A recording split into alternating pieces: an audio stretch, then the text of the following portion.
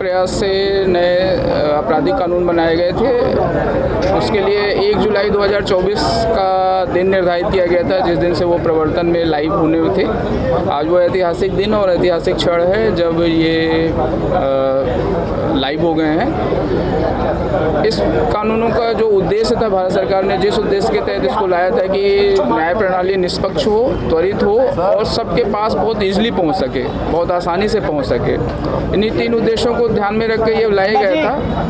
तो पूरे पुलिस प्रशासन का, दुर्ग पुलिस का ये प्रयास रहेगा कि सरकार ने जिस भावना के साथ इसको लाया है, जिस उद्देश्य के तहत इसको लाया है, उस उद्देश्य के तहत पुलिस का हर एक व्यक्ति, पुलिस अधीक्षक से लेकर नीचे कांस्टेबल रैंक तक, इसी भावना के साथ इसमें लगा रहे और सरकार के द्वारा लाए गए और परिवर्तित किए गए इन नवीन कानूनों को सफल करने में अपनी पूरी महती भूमिका निभाए और पब्लिक को जो इससे राहत मिलनी है, पब्लिक को जो इससे चेंज महसूस होना है, परिवर्तन महसूस होना है, उसको वो फील कराए।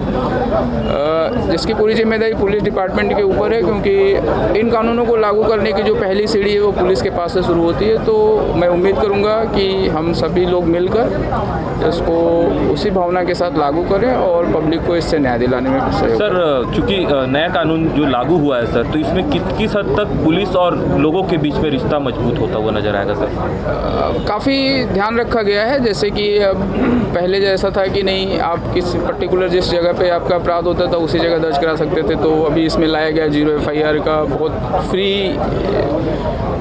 कॉन्सेप्ट रखा गया। आप कहीं पे भी दर्ज करा सकते हैं। EFIR रखी गई है कि आप अपने मोबाइल या अपने ईमेल के जरिए, व्हाट्सएप के जरिए भी आप कंप्लेन दे सकते हैं। हाँ, उसमें थोड़ा प्रावधान रखे गए कि अगले 3 दिन में आप पहुंच के थाने पे आप अपनी साइन करेंगे उस FIR पे। परंतु ऐसे बहुत सारे प्रावधान रखे गए हैं जिससे वो जो डिले होता था, जो दर्ज करने में समस्याएं आती थी, जो पुलिस को थोड़ा प्रॉब्लम आती थी, पुलिस ने बयान दर्ज किए, कोर्ट में कोई गया, वो अपने बयान उसने बदल दिए। अभी बयान ऑडियो वीडियो, मतलब आपका लाइव बयान आपका रिकॉर्ड करना है और उसको ही प्रस्तुत करना है कोर्ट में, तो बदलने के चांसेस भी नहीं है। तो पुलिस की जो निष्पक्षता पे सवाल उठते थे वो भी थोड़ा बहुत अब सहूलियत रहेगी पुलिस को कि जो पुलिस ने रिकॉर्ड किया है वो सामने रख दिया है। तो वैसे बहुत सारे प्रावधान किए गए हैं और ये सारे प्रावधान किए इसलिए गए कि जो पीड़ित है उसको निष्पक्ष ढंग से जल्दी और आसान तरीके से न्याय मिल सके। यही 3 उद्देश्य थे और उनके तहत ही किया गया। और पुलिस प्रशासन पूरा प्रयास करेगा कि पुलिस और पब्लिक के बीच जो गैप था, जो थोड़ा बहुत दूरियां बनी हुई थी पिछले कानूनों के तहत, वो कम हो और सभी को लगे कि न्याय उनके दरवाजे पर है। सर, 12 घंटे हो चुके हैं नए कानून को लागू हुए, क्या दुर्ग जिले में किसी भी प्रकार का कोई FIR दर्ज किया गया? पहला FIR पिछले 12 घंटे में भी ऐसा कोई मतलब दुर्घटना या क्राइम ऐसा नहीं हुआ है जिस पे नए कानूनों के तहत अपराध दर्ज हो। और मैं उम्मीद करता रहा कि ऐसा ही बना रहे कि हमको कोई अपराध नया ना दर्ज करना पड़े। थैंक जी। श्री गजेंद्र यादव जी, कमिश्नर साहब, कलेक्टर मैडम, SP साहब, DFO साहब, नगर निगम कमिश्नर साहब, यहाँ पर उपस्थित जिला प्रशासन और पुलिस प्रशासन के समस्त अधिकारी, कर्मचारीगण, स्टूडेंट्स, पत्रकार बंधुओं, लेडीज़ एंड जेंटलमैन, जैसा अभी SP साहब और कलेक्टर मैडम ने बताया कि ये जो नए कानून आज से लागू हो रहे हैं, इनका नाम है भारतीय न्याय संहिता, भारतीय नागरिक सुरक्षा संहिता और भारतीय साक्ष्य अधिनियम। ये कानून हमारे 3 नए पुराने कानूनों को रिप्लेस करेंगे। तो इनके नाम से ही ये जो हमारी संसद की मंशा है इन कानूनों को लागू करने के पीछे, दंड से न्याय की ओर बढ़ना। तो पहले भारतीय दंड संहिता होती थी, तो अब भारतीय न्याय संहिता है।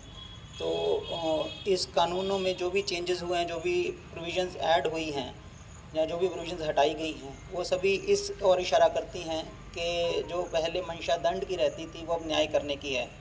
तो इससे एक चीज़ और उभर कर आती है कि विक्टिम सेंट्रिक अप्रोच इस कानूनों की है। मतलब जो पीड़ित है उसको केंद्र बिंदु मानते हुए सारे कानूनों को परिभाषित इसमें किया गया है, सारी धाराओं को परिभाषित किया गया है। उदाहरण के तौर पर जो भारतीय नागरिक सुरक्षा संहिता है उसमें चेंजेस इस प्रकार लाए गए हैं कि जो पुलिस है और न्यायालय हैं, इनकी जिम्मेदारी फिक्स की गई है कि कैसे पीड़ित को न्याय मिल सके, उसको सेंटर में रखते हुए। जैसे FIR है, FIR करने के लिए अभी थाने में जाना जो है आज की डेट में कंपलसरी है और जब भी आप किसी ऐसे थाने चले जाते हो जहाँ पे अपराध घटित नहीं हुआ, दूसरे थाने की जुरिस्डिक्शन है, तो वहाँ से आपको फिर वहाँ दूसरी जगह भेजा जाता है और कई बार हो जाता है कि पीड़ित को इधर उधर भटकना पड़ता है। तो उसमें अभी ये प्रावधान ला दिया गया है कि जिस थाने में भी आप जाएंगे वहाँ पर FIR आपकी दर्ज की जाएगी और जिस संबंधित थाने का अपराध बनता है उस थाने को वो FIR ट्रांसफ़र करने की जिम्मेदारी पुलिस विभाग की होगी। पीड़ित को भटकना नहीं पड़ेगा। दूसरा, एक E-FIR का इसमें प्रावधान किया गया है कि आप इलेक्ट्रॉनिक माध्यम से भी FIR करवा सकते हैं, चाहे वो ईमेल के माध्यम से हो चाहे फ़ोन के माध्यम से हो। उसके लिए हमारे ज़िला दुर्ग के कंट्रोल रूम के ईमेल ID और मोबाइल नंबर जारी किए गए हैं। इसमें केवल एक रुकावट आती है कि कुछ लोग इस कानून का दुरुपयोग करने के लिए या गलत झूठी शिकायत करने के लिए उसको दूर से बैठकर अगर ईमेल कर दें तो पुलिस का विक्टिम जो है टारगेट ना बन जाए कोई दूसरा व्यक्ति। तो इसलिए ये इसमें प्रावधान रखा गया कि 3 दिवस के अंदर उस आदमी को थाने में आकर अपनी शिकायत पे साइन करने होंगे। तो दोनों तरीके से अब ये फ़ायदेमंद है। जो जेन्युइन कंप्लेंट हैं वो उस पर तुरंत पुलिस एक्शन लेने के लिए बाध्य होगी।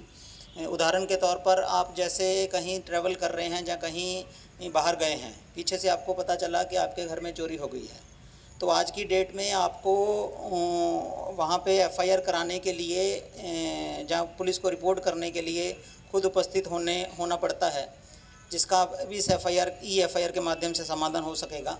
पुलिस जाके तुरंत घटनास्थल का मुआयना कर सकेगी और सूचना संकलन के माध्यम से अगर आरोपी जो हैं संबंधित उनको पकड़ भी सकेगी, जो प्रावधान पहले नहीं था। उसी प्रकार जो पीड़ित हैं उनको FIR की कॉपी प्रदान करना अब कंपलसरी है। साथ ही पुलिस के लिए समय सीमा भी इसमें बाध्य कर दी गई है कि 90 दिन के अंदर अंदर जो भी केस में आपकी इन्वेस्टिगेशन हुई है उसकी डिटेल पीड़ित को देना ज़रूरी है। आप अपने अधिकार से FIR के 90 दिन के बाद अपनी इन्फॉर्मेशन मांग सकते हैं कि मेरी FIR में क्या प्रोग्रेस हुई। सेम टाइम पे न्यायालय जो है, न्यायालय के लिए भी समय सीमा बांधी गई है कि किसी केस में जो डिफरेंट स्टेजेस होती हैं कोर्ट में ट्रायल की, उसकी कब उसमें चार्जेस फ्रेम करने हैं, कितने दिनों में जजमेंट इशू करनी है। तो ये सारे प्रावधानों से पीड़ित जो है, पीड़ित को न्याय समय से मिलने की जो संभावना है वो अधिक हो जाती है। जो कानून का दुरुपयोग कुछ लोगों द्वारा किया जाता है वो कम हो सकता है। जैसे आपने एक पुरानी सन्नी देओल की पिक्चर थी जिसमें वो डायलॉग कहता है कि तारीख पे तारीख मिलती है, तो अब वो जो प्रावधान थे बदलने के कारण वो जो हरासमेंट जो होती है विक्टिम्स को, वो उसमें कमी आने के चांसेस हैं और पूरी उम्मीद है कि जो हमारी न्याय प्रणाली है और पुलिस व्यवस्था है वो उसमें सुधार आएगा और पीड़ित को जल्दी न्याय मिलने के चांसेस होंगे। आज यहाँ पर ये कार्यक्रम इस प्रकार और भी बहुत सारे प्रावधान हैं जिनको के संक्षिप्त रूप में इस छोटी सी बुकलेट के द्वारा दर्शाया गया है। मुझे पूरी उम्मीद है कि जो हमारे इन्फॉर्म्ड सिटीजन्स हैं वो पुलिस को और प्रशासन को इन कानूनों को इम्प्लीमेंट करने में मदद करेंगे, क्योंकि नए कानून हैं। कुछ प्रावधानों की व्याख्या जो है समय समय पर कोर्ट्स द्वारा की जाएगी कि कुछ को समझने में मिसअंडरस्टैंडिंग ना हो। तो मेरी ये आप सबसे रिक्वेस्ट रहेगी, हमारे जनप्रतिनिधियों से भी, कि लोगों को इसके बारे में जागरूक करें। अगर पुलिस प्रशासन से किसी प्रकार का लगता है कि इसमें गलती हो रही है, चाहे उसके इंटरप्रिटेशन में या उसके इम्प्लीमेंटेशन में, उसको ज़रूर हमें अवगत कराएं। वरिष्ठ अधिकारी भी सभी बैठे हैं, सभी हमने थाना प्रभारियों और हमारे जो स्टाफ हैं उनको ट्रेनिंग पिछले 3 महीने से दे रहे हैं, परंतु फिर भी क्योंकि ये लॉ है, लॉ हमेशा इंटरप्रिटेशन पर चलता है और जो करीब पिछले 163 सालों की जो व्यवस्था बनी हुई थी उसको चेंज होने में, उसको नए सिरे से इम्प्लीमेंट करने में थोड़ा टाइम लगेगा ज़रूर। इन बिटवीन जो ट्रांजिशन पीरियड है उसमें काफ़ी दिक्कतें भी आ सकते हैं, परेशानियाँ भी आ सकती हैं, लेकिन हम अगर सब साथ मिलकर उसमें चलेंगे तो मुझे पूरी उम्मीद है कि इन कानूनों को इम्प्लीमेंट करने में हम सफल होंगे। और आज यहाँ पर इस कार्यक्रम में मुझे बुलाने के लिए और हमारे सभी जो जनता के हमारे नागरिक हैं और प्रतिनिधि हैं उनको बुलाने के लिए मैं पुलिस अधीक्षक और उनकी पूरी टीम का बहुत बहुत धन्यवाद करता हूं। और पूरे ज़िले में और इनफैक्ट पूरे प्रदेश में हर थाने में आज के इस विषय पर कार्यशाला की जा रही है, और ताकि नागरिकों को और हमारे समस्त बंधुओं को इसके बारे में जानकारी हो सके। इस कार्यक्रम में आयोजित करने के लिए भी मैं इनको बहुत बहुत धन्यवाद देता हूँ और बहुत बहुत शुभकामनाएं देता हूँ। बहुत बहुत धन्यवाद। Thank you. इस विभाग के काफ़ी साथी बैठे हैं, रेवेन्यू के भी कुछ लोग मुझे दिख रहे हैं और स्कूल के हमारे बच्चे कुछ बैठे हुए।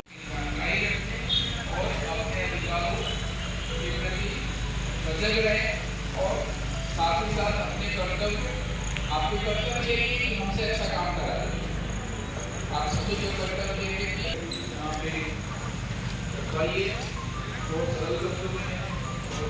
बढ़कर पुलिस, हर एक पुलिस वाला इसी भावना के साथ, जो सरकार की भावना है, जो सरकार का उद्देश्य है, उसी भावना के साथ अपने कर्तव्य के लेकर आएगा। और हर एक व्यक्ति जो थाने तक आता है, जो हमसे अपेक्षा रखता है, जो इस कानून के तहत जो उसको अधिकार और दायित्व मिले हैं, उसके साथ अपनी कार्यप्रणाली में ले आएगा।